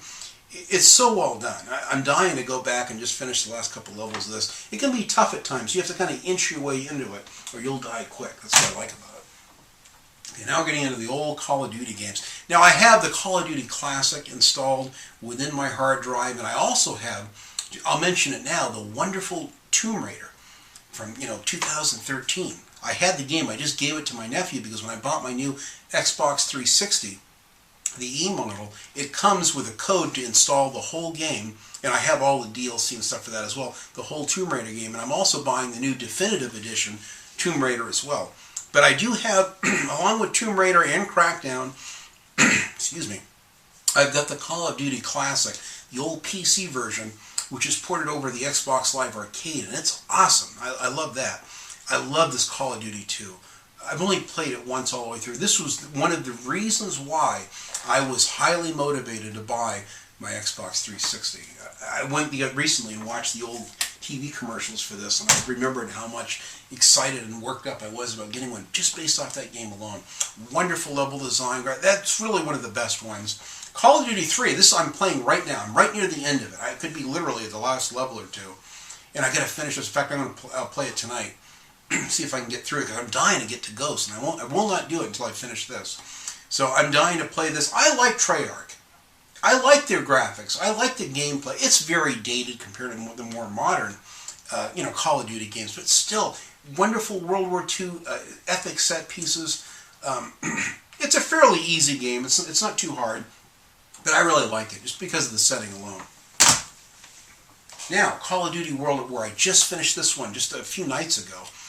And I've played this so many times. I've played the whole thing, and my nephew's a campaign. My nephew and I have went through the campaign again in co-op. It omits some of the cutscenes and stuff, but it's pretty much the same campaign. I've never played the multiplayer. I played the zombies at my brother-in-law's. He loves the zombies in this, and he loves the zombies in Black Ops. We've done both. But I've got my mileage, my money's out of this. This is a tie for me with this and Black Ops. I love this to death. It's one of my favorite Call of Duty games. This and Black Ops is like neck and neck. The wonderful Black Ops. My first midnight release that I waited for 3.5 hours for my game, standing out line. I underestimated how sore my legs and feet would be standing for so long. But I love this game. This is amazing. I went through and played it, replayed it on the hard level and beat it, replayed my favorite levels over and over and over, trying to get more achievements out of it. Epic. My nephew masters that little Dead Ops arcade game within the game, and he blows me away. I can't even get 1/3 of the way into how far he gets into it. He plays it on the veteran level, the SOBs. He's so good at these games on hard. I don't know how he does it. I just went out recently and bought, before Ghost, I said, man, my friends go, Dean, you never played the Call of Duty 4 games? And I said, nope. So I went out and took my friend's advice, got the Game of the Year edition, Call of Duty 4. I love this game. I don't know why I waited so long. With the world we live in, with so much, stuff that's within the story, it's like too close to home for me. So I kind of steered clear. I knew it was good. I knew I would love it. I'm a huge Call of Duty fan. I don't ever do the multiplayer. All I care about is split screen. I've done all the maps and split screen in this, but I've never played the campaign. But recently I bought it again. This is the second time I've had it. Went through the campaign and loved it. And I said, I got to play the other ones. So I went out and got the other ones. And right away off the bat, I bought Modern Warfare 2. This one I like even better.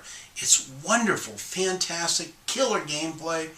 I've actually got a lot of footage of me playing this game and the levels in it. I was really blown away. Set piece moments, on-rail sections.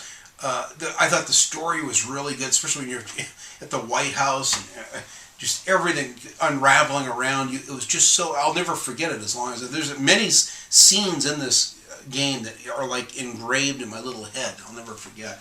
A wonderful game, and I had to go out the next day after finishing that. And I went out and bought and then played like within one night blew through this Modern Warfare 3. I love the campaign in this too.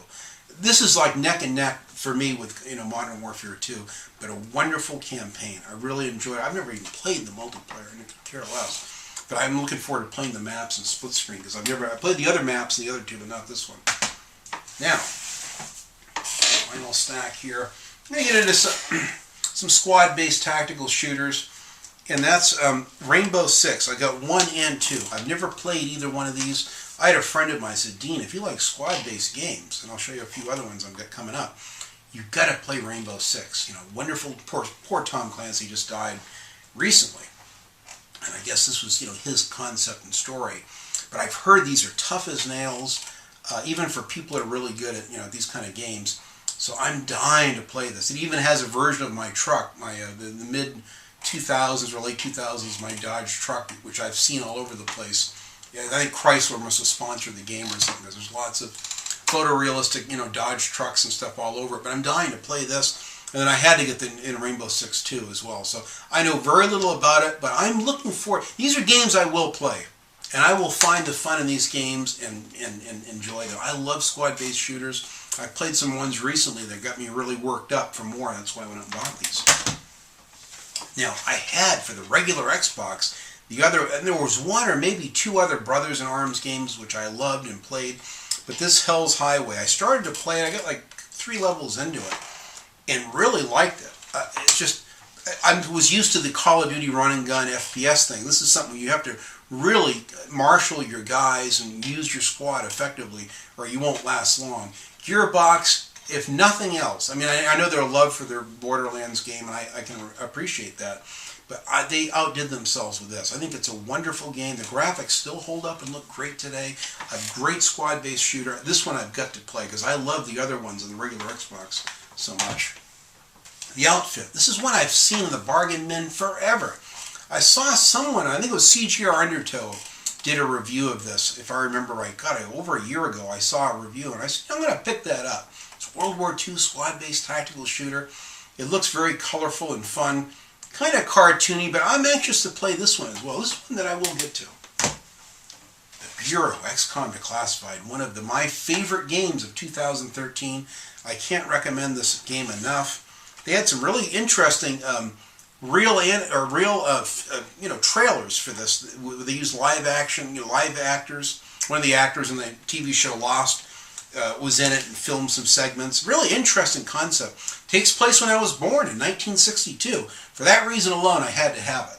I never played, or frankly was motivated to play the XCOM Enemy Unknown, or whatever the original ones are that everyone loves. It came out like a year earlier. But this got a lot of hate. And I think it's because it was too removed from those other top-down little tactical shooters, which to me the graphics look almost Xbox Live Arcade-like on those. This is way better graphics. Wonderful art design, set-piece moments, eerie sound. It has atmospheric music. It fits like that late 50s, early 60s sci-fi feel and vibe.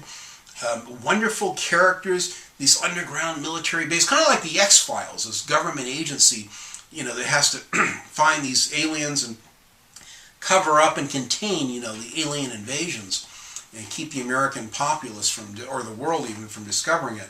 And it's brilliantly done. This is the finest squad-based shooter I've ever played, next to Freedom Fighters on the old original Xbox, and I have it for the PS2 as well.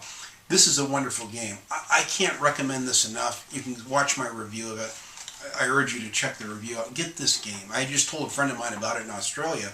He went out and blew through it in a couple nights and loves it, and said, Dean, sent me on Twitter, I love the game. You were right. And my friend Cameron loves it too, from Industrial Gamer. He just played it, and where's all the hate coming from? This game kicks ass, so there you have it. Now, I've got a Splinter Cell Double Agent. I also have the strategy guide for this as well. This game is tough. I went into this without the guide initially, and didn't last too long.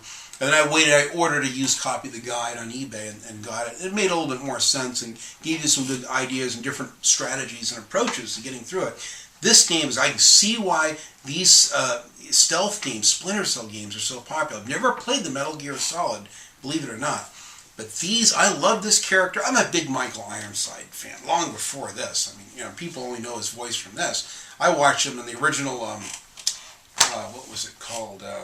Scanners, back in like 80 or 81, with Patrick McGowan and Michael Ironside was now. A lot of Canadian actors were in it, and he did a wonderful job on that.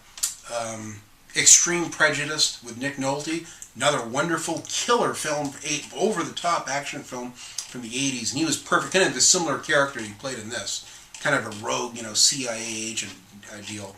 But I love this series. This is I can see what all the hubbub is about with this. So I've only started to play this, but based on Mark Busler's review, I went out and bought this. This I'm almost done with. I'm near the end, maybe 2/3 of the way through it. I'm finishing this right now too. So I'm playing like 3 different games at once. I'm going to finish this. I also have the brand new Splinter Cell Blacklist, which I'll show in a minute, but this is impressive. It's a perfect merger of stealth and action, different ways you can play. It's very interesting, the art style, with these giant words. They kind of give you hints as to where you need to go and what the story is, whatever. Very cool. I see why everyone likes this. I got the guide for this as well. I love this game. Dishonored. Pre-ordered. Got the special, I don't know where they got them here somewhere. I got the tarot cards that came with the box. I got the wonderful strategy guide. I don't have any of the DLC for this, but believe it or not, I bought this with like 3 other brand new games, 007 Legends, and I had, Hitman Absolution, Forza Horizon. Everything was like hitting me at once. And I just put this on the back burner. My friends are, you've never played Dishonored? So for a stealth game now, especially with this new Thief game coming out, I'm dying to play this. So I'm going to have to play this. And it does look very good. And I can see why it's gotten glowing reviews. I can certainly validate that. Now, another friend of mine knew that I liked Manhunt and kind of darker, fear-based games. And he said, Dean, you really should try Origin. What's it called? Criminal Origins Condemned. And Condemned 2. Bloodshot. I've never played either one now. I went on and watched 2 reviews so far of it. It looks really good. I've never played the Silent Hill games, and I'm going to change that too. I'm going to have to get those and add them to my list. This looks intense. First person, probably lots of melee. You have limited ammo, that kind of thing. It looks creepy as hell. I'm going to look forward to this. This will be some week when I'm sick. Got nothing to do. I'll burn through both of these. Hitman Absolution. Okay, now this is the final little pile of games for the Xbox 360. But this last pile are also games that I have slated to play this year, along with some of the new ones for the PS4. Hitman Absolution, you can watch my review of this as well. I did it at the end of 2012, before Christmas. I love this game. I had only played Blood Money on the regular Xbox and really liked it. In fact, I may get that HD trilogy that has all of these in it, because this really, I can see why people like this. So many ways to approach your target, so many ways to tailor-make this game and the gameplay experience the way you like it. That's why I love this Hitman Absolution. Very good graphics, very atmospheric. Each little set piece and the seedy environments and characters you have to interact with are over the top. This is a gem. This one I have a pile over here. I'm putting all of these games in. Like this one. The ones I'm going to play later. I'm going to keep it together. But anyway, that's Hitman Absolution. I'm dying to finish that one. I've got to finish Far Cry 3. I absolutely have got to finish this. I got 35 hours in. I'm into I've got the final. No, I'm still on the first island. I haven't even gone to the second island yet. I've done most of the missions on the first island, but I still have a ways to go. But I just got carried away. I unlocked every tower. I've already taken over every pirate station, I think, on the first island. I haven't even got to the second island yet. I've already got a lot of achievements already because I'm having fun with it. The exploration, it reminds me almost of Tomb Raider. Just a wonderful tropical world to explore, and adventures and caves and tunnels and underwater passages, and just, it's so epic. I mean, the hang gliding, this was my very first game review I ever did. Was of this game. You watch it. I'm a little embarrassed looking back at that review now. But I had fun doing it. I was very passionate about the game, as you can see. But I love this game. I can't wait to play this. I also have Blood Dragon installed on my hard drive. I had unfortunately, the day one, they've since had a patch. I had hit a stone wall with that. Couldn't get past the second level and got discouraged and just gave up on it. But I'm anxious to play Blood Dragon 2. This game I'm going to be finishing this year. It'll be one of the first ones to finish, even before Hitman Absolution. BioShock Infinite, another game. I'm more than halfway through. Found Elizabeth and did a few missions with her. I can see how she helps you and throws you stuff and everything. It's pretty cool. I'm dying to see how the story plays out in this. I've heard the DLC is amazing. I know nothing about the end story. I don't even want to know. But I'm dying to see this through. And then I've got to go back and play the first two Bioshocks after this. I can see why this was the game of the year for many people. Easily can see it. Put that with the other ones I'll play next year. Metro Last Light. Wow. I played this over like 3 nights. I haven't finished it yet, but I've gotten a ways into it. Incredible graphics from a studio in terrible working conditions I've never even heard of. I think it's Arcane Studios or something. I'm not sure. But Deep Silver, published it, I guess. But it's a great game. I can't wait to play this more. I'm just dying to play this. Remember, I was posting on Facebook how awesome it was when the first night or two I was playing it. Very atmospheric, a rich world to get lost in. It's kind of a depressing, kind of a downer in a way, but very dark and very intense. This is hot on my list to finish real soon. I got the brand new Splinter Cell Blacklist. Like I just said in Conviction, once I'm done with Conviction, I'm going to be playing this real soon. I have my friend Kirk and other ones that just, Dean, you've got to play Blacklist. It's one of the finest games I've played in years. Everyone's raved about it. I love stealth. I love creeping around, inching my way through stuff. This will be perfect. Can't wait for this. Put this over that list too. And then I got this wonderful, I just got it recently, the director's cut of this Deus Ex Human Revolutions. I had the original version I bought used recently. I bought this brand new.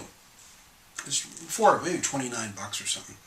But I'm dying to play this on 2 discs. Dying to play this. This is apparently they've polished maybe the cutscenes a little more. I think they tweaked the boss battles that were tedious for some people. People had issues with them. I think they modified the boss battles. I don't know too much about it. I found a used strategy guide for cheap, like $5 or something, really cheap, in mint condition. So I'm dying to sit through and play this. This looks like a Blade Runner game for me. I love the Blade Runner, like many of you, and I've got a special 4-disc version of that with multiple different versions and just hours of behind-the-scenes stuff.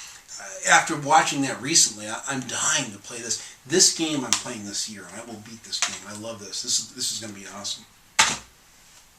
Just got the brand new copy of this Game of the Year edition for Fallout 3. I had this a couple years ago and played it, got out of the vault, got to the first town, started interacting with the people. My nephew came over. Yeah, come on over. We had a barbecue. And I said, oh, you want to see what I'm playing? Usually I would always show him what I'm playing. I put this on and he goes, oh, Uncle Dean, this is incredible.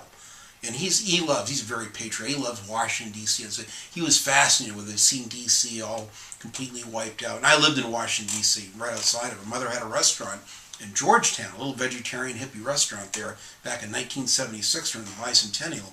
We lived in Silver Springs, Maryland. I had good memories there, so I'm anxious to go back and revisit D.C. all over again. And this looks like the perfect way to do it. Everyone's raved about it. I've got other friends who said, oh, Dean, if you like that, you'll like the Fallout New Vegas even better. So, and people have, mixed views on that as well, but I'm dying to play this. I bought a copy, it was scratched, wouldn't install my hard drive, so I just screw it, I'll buy a brand new one. It comes with all the DLC, and Anchorage, Alaska, it's the pit, Point Lookout, a bunch of stuff. My nephew played it on hard, played it with all the DLC. He loved it. I gave him the big, giant, thick strategy guide, which now it's going to cost me a small fortune to get another one. And I won't play this one without the guide, because I like to see my options. Binary Domain. I want to play this year as well. Mark Bussler told me, in fact, we talked on Skype. We had the Skype interview. We talked for like another 20, 30 minutes afterwards, just on Skype. I had a blast.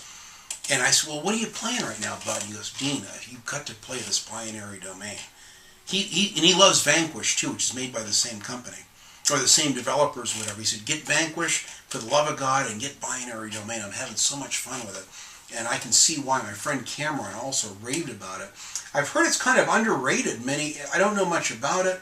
I have some voice, I guess you can use your voice commands or whatever, maybe they connect, I'm not sure, or you don't have to, but it looks really good with robots, kind of a Terminator, Blade Runner-y kind of deal to it, so it looks really excellent. I'm going to play this year as well. It's hot on my list. The final Xbox 360 game, my good friend Gary from GameStorm, he does lots of great pickups videos and game reviews, games that he likes. He loves this. Dean, for the love of God, get the orange box. He's told me on like 3 different occasions, I've got to play this Half-Life 2 this year. I've heard Portal is good as well. I mean, Portal 2 I've never played either. But I'm dying to play this. This looks good. It's got some extra missions or extra chapters or something for Half-Life 2. Everyone's raved about. Mark Bussler from Classic Gamer holds it in high regard, high esteem. Everyone I've talked to said, Dean, really, Half-Life 2 would be one of the finest, memorable stories and FPS experiences you'll ever play. So that's it. This kind of wraps up my Xbox or Xbox 360 videos. I'm gonna take a drink, and then I'm gonna film my. Probably film tomorrow. I'm losing my light here, but I'm gonna film my PlayStation collection of PlayStation 1 and 2 games, and then all my PlayStation 3 games, and even my PlayStation 4 games. That'll be next. So thanks for bearing with me. I know this is an incredibly long series of videos, but I wanted to take the time and do it justice to tell you what I think about my collection, why they are in my collection, and what my plans are with playing them, or how I enjoyed playing them up till now. So thanks for watching.